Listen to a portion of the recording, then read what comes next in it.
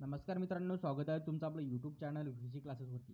तर पहा मित्रांनो, तलाठी भरतीमध्ये छत्रपती संभाजीनगर येथे चिकलठाणा येथील केंद्रावरती जे आहे कशा प्रकारे जो आहे घोटाळा चालू होता व तो गैरप्रकार जो आहे उघडकीस आला आणि हे सर्व मित्रांनो पोलीस चौकशीमधून तिथे झालेलं आहे आणि पोलीस चौकशीमध्ये जो गैरप्रकार आहे तो तिथे सिद्ध पण झालेला आहे आणि त्यासंबंधी जे आहे विद्यार्थ्यांकडून कशा प्रकारे 3-3 लाख रुपये तिथे घेण्यात येत होते प्रश्नांसाठी, ते सुद्धा तिथे पोलीस चौकशीमध्ये सिद्ध झालेलं आहे।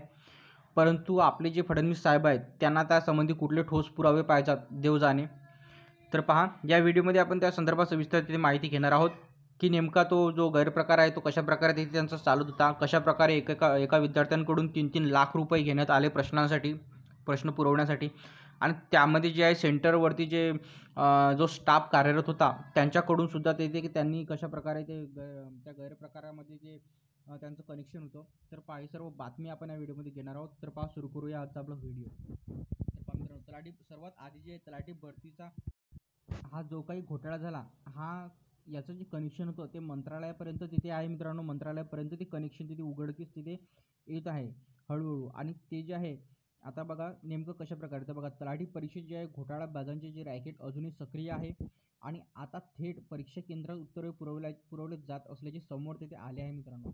आणि चिकलठाण्यातील इऑन डिजिटल परीक्षा केंद्राबाहेर जे आहे परीक्षार्थीला आत उत्तरे पुरविण्यात तयारीत असलेला राजू भीमराव नागरे याला पोलिसांनी 5 सप्टेंबरला अटक केली होती। तर पहा मित्रांनो, जेव्हा ही एक्झाम सुरू होती तेव्हा या आरोपीस तिथे अटक करण्यात आली आणि या रॅकेटमध्ये 7 जण आरोपी असल्याचे सिद्ध झाले आणि रॅकेटचे जे आहे धागेदोरे मंत्रालयापर्यंत असल्याचे पोलीस त्यांच्या दिशेने तपास तिथे करत आहेत मित्रांनो। साहजिकच याचे जे धागेदोरे आहेत ते मंत्रालयापर्यंत ते निघणारच आणि MIDC सिडको पोलीस दुचाकी जे आहे चोराच्या शोधात होते तेव्हा केंद्रासमोर जे आहे 4 तरुण संशयास्पद दिसले व पोलिसांनी त्यांना हटकले असता तिघांनी जे आहे धूम ठोकली आणि राजू मात्र हाती लागला व त्याच्या जे खिशात मास्टर कार्ड आणि 2 मोबाईल मिळाले व त्यातील टेलिग्रामवर जे आहे परीक्षेच्या प्रश्नपत्रिकेचे एकूण 34 प्रश्नांचे तिथे छायाचित्र होते आणि राजूने सकाळी 9 वाजेच्या परीक्षेत एका उमेदवाराला उत्तरे पुरवल्याचे जे आहे पुरावे पोलिसांना मिळाले होते। तर पहा मित्रांनो, ते पुरावे सुद्धा तिथे पोलिसांच्या हाती लागले व पोलीस तपासात जे आहे परीक्षा केंद्रातून हे रॅकेट चालत असून एका परीक्षार्थीला उत्तरपत्रिकेची चिठ्ठी देण्याचे आतील कर्मचारी 3 लाख रुपये घेत असल्याचे जे आहे तपासात तिथे सिद्ध झालेले आहे मित्रांनो। बघा, इथे सिद्ध सुद्धा झालेले आहे, परंतु फडणवीस साहेबांना नेमकं कुठले पुरावे तिथे पाहिजे तेच समजत नाही आहे। इथे सर्व काही पोलीस चौकशीमध्ये सुद्धा इथे सिद्ध झालेले आहे आणि या रॅकेटची जे आहे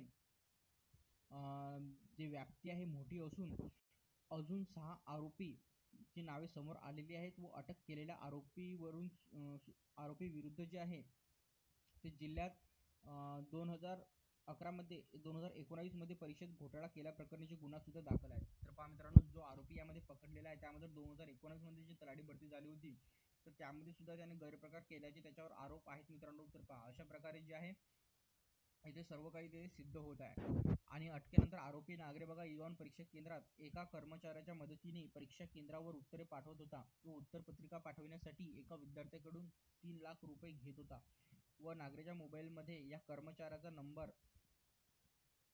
जो आहे तो सेव्ह सुद्धा आहे मित्रांनो। तर पहा, अशा प्रकारे जे आहे ते अशा प्रकारे हा सर्व घोटाळा तिथे चालू होता आणि 22 विद्यार्थ्यांचे हॉल तिकीट सुद्धा या आरोपीकडे ते सापडलेले आहेत। तर पहा मित्रांनो, हा जो घोटाळा हा सर्व म्हणजे येथे सर्वांच्या डोळ्यासमोर आहे, तरी पण यावर नेमकं कुठली कारवाई इथे करायची आहे शासनाला काय माहिती।